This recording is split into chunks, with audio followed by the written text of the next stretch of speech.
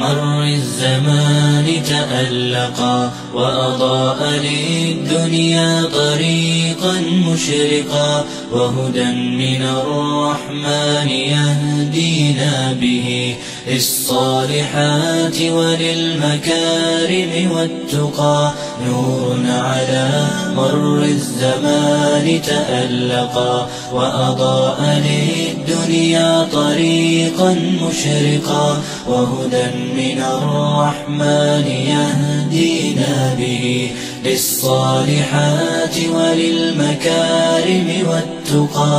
هذا كتاب الله أعذب منهل أنعم به من مورد لمن استقى. قد صانه رب العباد بحفظه وحماه حتى لا يضيع ويخلقا.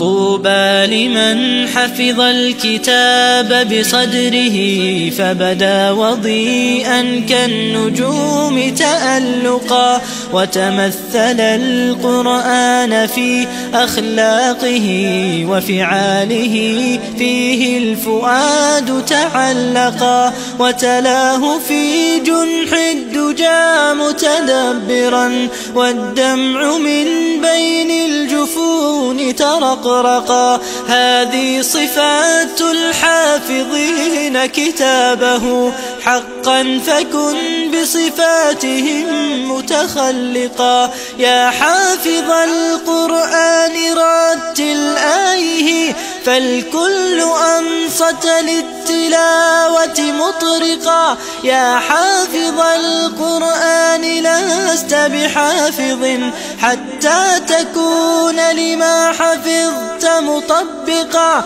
ماذا